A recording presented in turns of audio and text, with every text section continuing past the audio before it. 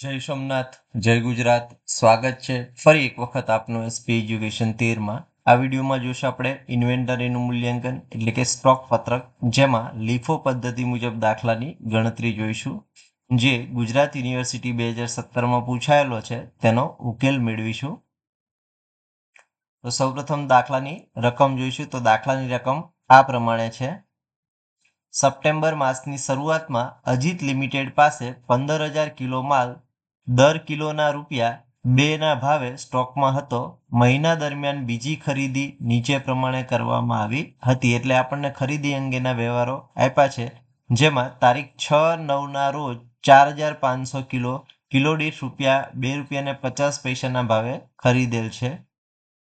ત્યારબાદ તારીખ 12/9ના રોજ 5,500 કિલો દીઠ ₹3ના ભાવે ખરીદેલ છે. ત્યારબાદ 19/9ના રોજ 12,000 કિલોગ્રામ કિલો દીઠ ₹3.50ના ભાવે ખરીદેલ છે. આ ઉપરાંત દાખલામાં આપણને ઉત્પાદન માટે જાવક નીચે પ્રમાણે હતી, જેમાં પ્રથમ જાવક તારીખ 14/9ના રોજ 25,000 કિલોની છે. ત્યારબાદ તારીખ 26/9ના રોજ 10,000 કિલોગ્રામની છે. આપણે લીફો પદ્ધતિ મુજબ સ્ટોક પત્રક તૈયાર કરવાનું છે. લીફો પદ્ધતિ એટલે કે લાસ્ટ ઇન ફર્સ્ટ આઉટ, એટલે કે છેલ્લી ખરીદીનો માલ પૂરો પાડતી વખતે આપણે પહેલા જાવક તરીકે દર્શાવવાનો છે. તો સૌપ્રથમ આપણે સ્ટોક પત્રક તૈયાર કરીશું અને ત્યારબાદ આ બધા જ વ્યવહારોની અસર લીફો પદ્ધતિ મુજબ સ્ટોક પત્રકમાં આપીશું અને આખા સ્ટોકની ગણતરી કરીશું મહિનાના અંતે.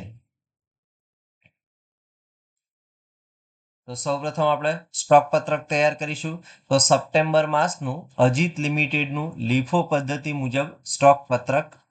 તારીખ, આવક, જાવક અને સ્ટોક. આવકમાં 3 ખાના પાડવાના છે: જથ્થો, ભાવ, રકમ. જાવકમાં પણ 3 ખાના પાડવાના છે: જથ્થો, ભાવ, રકમ.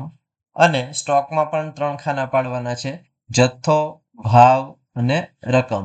તો આ મુજબ સૌપ્રથમ આપણે સ્ટોક પત્રક તૈયાર કરી લેવાનું છે અને ત્યારબાદ એક પછી એક વ્યવહારોની અસર સ્ટોક પત્રકમાં આપવાની છે.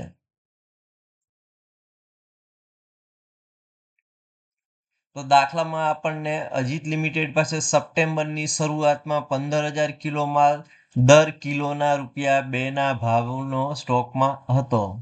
તો 15,000 કિલો છે 1/9ના રોજ અને એનો ભાવ ₹2 છે. તો શરૂઆતના સ્ટોક તરીકે આવક તરીકે આપણે દર્શાવીશું.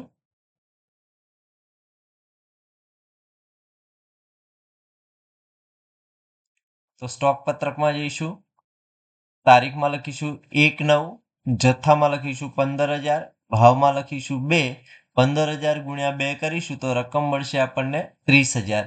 જાવક નથી એટલે આપણે કોઈ વિગત દર્શાવી નથી, એટલે આખા સ્ટોક બતાવીશું 15,000 કિલો દીઠ ₹2ના ભાવે, રકમ ₹30,000. તો 1/9નો વ્યવહાર દર્શાવ્યા બાદ આપણને આગળની તારીખનો વ્યવહાર જોઈશું અને તેની અસર પત્રકમાં આપીશું. તો ત્યાર પછીનો વ્યવહાર છે પહેલી તારીખ પછી 6/9ના રોજ 4,500 કિલોગ્રામ કિલો દીઠ ₹2.50ના ભાવે માલ પૂરો પાડેલ છે, ખરીદેલ છે. તો એ આપણે આવકમાં દર્શાવીશું. તો સ્ટોક પત્રકમાં જઈશું. તારીખમાં લખીશું 6/9, આવકમાં લખીશું 4,500, ભાવ ₹2.50 અને રકમ થશે 11,250.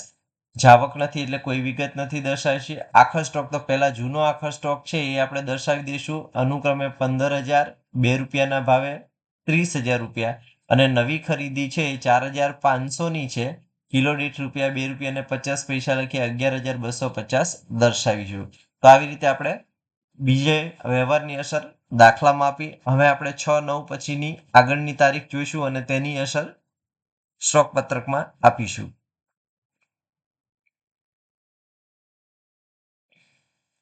તો તારીખ 12/9ના રોજ 5,500 કિલોનો ₹3ના કિલો દીઠ ખરીદી કરેલ છે, એટલે કે 5,500 એકમ ખરીદી છે. તો આવક તરીકે આપણે સ્ટોક પત્રકમાં દર્શાવીશું.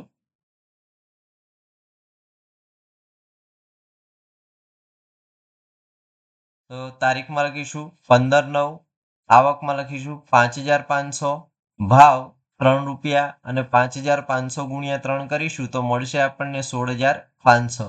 હવે આપણે આખર સ્ટોક દર્શાવવાનો છે તો આગળનો જે આખર સ્ટોક છે આપણે આ તારીખે આગળ ખેંચીશું તો કે 15,000 જૂનો સ્ટોક છે 1/9 ₹2 ભાવે 30,000. ત્યારબાદ આપણી પાસે 6/9 સ્ટોક છે 4,500 ₹2.50 લેખે 11,250. હવે આપણે 12/9 સ્ટોક બતાવીશું તો કે 5,500 ₹3 લેખે 16,500 થશે. તો અહીંયા આપણે 12/9 ખરીદી આવક તરીકે દર્શાવી છે. હવે આપણે આગળની તારીખ જોઈશું અને તેની અસર સ્ટોક પત્રકમાં આપીશું. તો જાવકની વિગતમાં આપણને તારીખ 14/9 રોજ 25,000 કિલોગ્રામની જાવક છે તો 25,000 કિલોગ્રામ આપણે જાવક તરીકે દર્શાવવાના છે. અને લીફો પદ્ધતિ એટલે કે છેલ્લી ખરીદીમાંથી પહેલા દર્શાવો તો છેલ્લી ખરીદી 12/9 છે, પછી 6/9 છે અને ખૂટતી રકમ છે એ આપણે 1/9 માંથી લઈને દર્શાવીશું. તો તારીખ 14/9 રોજ 25,000ની જાવક દર્શાવવાની છે તો પહેલા આપણે જૂનો જે છેલ્લે ખરીદેલ માલ છે 5,500 3 લેખે 16,500 દર્શાવીશું. તો બાકી રહ્યા 19,500 તો 19,500 માંથી 4,500 છે એ 6/9 ખરીદીના છે ₹2.50 લેખે 11,250. તો દર્શાવીશું 4,500 ₹2.50 લેખે 11,250. તો 10,000 ગયા છે હવે 15,000 ખૂટે છે તો 15,000 છે એ આપણી 1 તારીખની ખરીદી છે 15,000 એકમની ₹2 લેખે 30,000. તો દર્શાવીશું 15,000 ની એકમ ₹2 લેખે 30,000. તો ખાસ મિત્રો યાદ રાખવાનું છે કે જ્યારે પણ લીફો પદ્ધતિ મુજબ સ્ટોક પત્રકની ગણતરી કરતા હોય ત્યારે તમારે સૌથી છેલ્લી ખરીદી હોય એમાંથી પહેલા માલ પૂરો પાડવાનો છે. જો એ માલમાંથી રકમ ખૂટે તો આગળના સ્ટોકમાંથી પૂરો પાડવાનો છે, છતાં પણ જો રકમ ખૂટે તો આગળના સ્ટોકમાંથી પૂરો પાડવાનો છે. એટલે છેલ્લો જે માલ આવ્યો એને પહેલા આપણે જાવક તરીકે દર્શાવવાનો છે, ખૂટતી રકમ પછી જાવક તરીકે દર્શાવવાની છે અને બાકીની ખૂટતી રકમ હોય એ પણ એવી જ રીતે જાવક તરીકે દર્શાવવાની છે. તો ખાસ યાદ રાખવાનું છે કે જાવક નીચેના જે આ ખરીદી છે એટલે કે લેટેસ્ટ ખરીદીમાંથી જાવક દર્શાવવાની છે. તો 14/9 વ્યવહારની અસર અપાઈ ગઈ છે. હવે આપણે આગળના વ્યવહારની અસર જોઈશું. તો આગળની તારીખ છે તારીખ 19/9 12,000 કિલોગ્રામ ₹3.50 લેખે આપણે કિલો દીઠ ખરીદી કરેલ છે તો આવક તરીકે દર્શાવીશું. તો સ્ટોક પત્રકમાં જઈશું.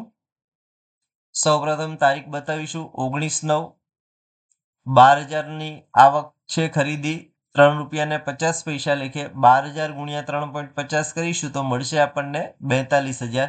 હવે આપણે જોઈએ છે કે 14/9 જૂનો સ્ટોક નથી એટલે આપણે કોઈ આગળ રકમ ખેંચવાની નથી એટલે કે 19/9 જે હાથ પર સ્ટોક છે એ જ આખર સ્ટોક તરીકે દર્શાવીશું તો કે 12,000 ₹3.50 લેખે 42,000. તો 19/9 વ્યવહારની અસર અપાઈ ગઈ છે. હવે આપણે આગળની તારીખનો વ્યવહાર જોઈશું અને તેની અસર આપીશું. તો આગળની તારીખનો વ્યવહાર છે 26/9 રોજ 10,000 કિલોગ્રામ છે એ જાવક તરીકે આપણે દર્શાવવાનો છે. તો લીફો પદ્ધતિ મુજબ જાવક દર્શાવીશું. તો સ્ટોક પત્રકમાં જઈશું. તારીખમાં લખીશું 26/9. હવે આપણી પાસે એક જ સ્ટોક છે છેલ્લી ખરીદીનો 19/9 તો એમાંથી જ આપણે જાવક દર્શાવવાની છે તો કે 12,000 માંથી 10,000 જાવક 3.50 લેખે દર્શાવવાની છે તો રકમ થશે 35,000. તો આખર સ્ટોક કેટલો હાથ પર વધશે તો કે 12,000 માંથી 10,000 આપણે જાવક દર્શાવી છે તો 2,000 નો આખર સ્ટોક રહેશે ₹3.50 લેખે રકમ ₹7,000 રહેશે. તો આ રીતે આપણે બધા જ પ્રકારના વ્યવહારોની અસર અપાઈ ગઈ છે આવક અને જાવકની. હવે આપણે છે તે સ્ટોક પત્રક બંધ કરીશું. તો સ્ટોક પત્રક બંધ કરીશું તો સૌપ્રથમ આવકનો સરવાળો કરીશું તો આવકના જથ્થાનો સરવાળો તો કે 15,000 વત્તા 4,500 વત્તા 5,500 વત્તા 12,000 બરાબર 37,000 થશે. આવકની રકમનો સરવાળો 30,000 વત્તા 11,250 વત્તા 16,500 વત્તા 42,000 તો 99,750 થશે. જ્યારે જાવકના જથ્થાનો સરવાળો તો કે 25,000 ને 10,000 એટલે કે 35,000ની જાવક છે અને જાવકની કુલ રકમનો સરવાળો છે 16,500 વત્તા 11,250 વત્તા 30,000 વત્તા 35,000 તો 92,700. હવે 37,000 માંથી 35,000 બાદ કરીશું તો પણ આખો સ્ટોક 2,000 વધશે અને આ સ્ટોકને અહીંયા દર્શાવો તો પણ 2,000 વધશે. એવી રીતે 99,750 માંથી 92,750 બાદ કરશો તો પણ આખો સ્ટોક 7,000 વધશે અથવા તો આ આખો સ્ટોક પણ 7,000 વધશે. તો આવી રીતે સ્ટોક પત્રક બંધ કરવાનું છે. તો ખાસ લીફો પદ્ધતિમાં યાદ એ રાખવાનું છે કે અહીંયા આપણી બે જાવક છે, એક તો 14,9ની અને એક તો 26,9ની. જો 14,9ની જે જાવક છે એમાં પહેલા આપણે 5,500 છેલ્લી ખરીદી છે તો એને પહેલા જાવક તરીકે દર્શાવ્યા છે. ત્યારબાદ 4,500ની છેલ્લી ખરીદી છે તો એમાંથી દર્શાવ્યા છે અને ખૂટતી રકમ છે એ આગળની ખરીદીમાંથી દર્શાવી. એટલે ખાસ યાદ રાખવાનું છે કે સૌથી છેલ્લી ખરીદીમાંથી સૌથી પહેલા માલ પૂરો પાડવામાં આવશે એને આપણે લીફો પદ્ધતિ કહીએ, એટલે કે last in first out method કહીએ. જો વિડીયો ગમ્યો હોય તો વિડીયોને લાઈક કરો, લિંકને મિત્રો સાથે શેર કરો. ચેનલમાં નવા હોય અથવા તો ચેનલને હજી સુધી સબસ્ક્રાઇબ નથી કરી તો ચેનલને સબસ્ક્રાઇબ કરો. જય સોમનાથ, જય ગુજરાત, થેન્ક યુ. જો આવા જ કોઈ દાખલોમાં તમને કોઈ સમસ્યા હોય તો આપ આપેલ ઈમેલ એડ્રેસ પર મેલ કરી શકો છો અથવા તો આ નંબર પર વોટ્સઅપ કરી શકો છો. હવે એક દાખલો છે જે જાતે ગણવા માટેનો પ્રયત્ન કરવાનો છે, જેની રકમ આ પ્રમાણે છે. તો કે ઓગસ્ટ માસની શરૂઆતમાં જીત લિમિટેડ પાસે 30,000 કિલો માલ દર કિલોના ₹2ના ભાવે સ્ટોકમાં હતો. મહિના દરમિયાન બીજી ખરીદી નીચે પ્રમાણે કરવામાં આવી હતી. તારીખ 6/8ના રોજ 9,000 કિલો દીઠ ₹2.50નો ભાવ છે. ત્યારબાદ તારીખ 12/8ના રોજ 11,000 કિલો દીઠ ₹3ના ભાવે ખરીદી કરેલ છે. ત્યારબાદ 19/8ના રોજ 24,000 કિલો દીઠ ₹3.50ની લેખે ખરીદી કરેલ છે. જ્યારે ઉત્પાદન માટે જાવક નીચે પ્રમાણે હતી.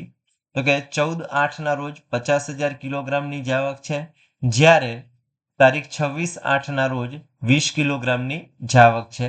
લીફો પદ્ધતિ મુજબ સ્ટોક પત્રક તૈયાર કરવાનું છે. આ દાખલો ગુજરાત યુનિવર્સિટી 2017માં પૂછાયેલ દાખલા જેવો જ છે, જેનો આપણને જવાબ મળશે આખો સ્ટોક 4,000 કિલોગ્રામ, કિલો દીઠ ₹3.50 લેખે અને રકમ રૂપિયા મળશે 14,000.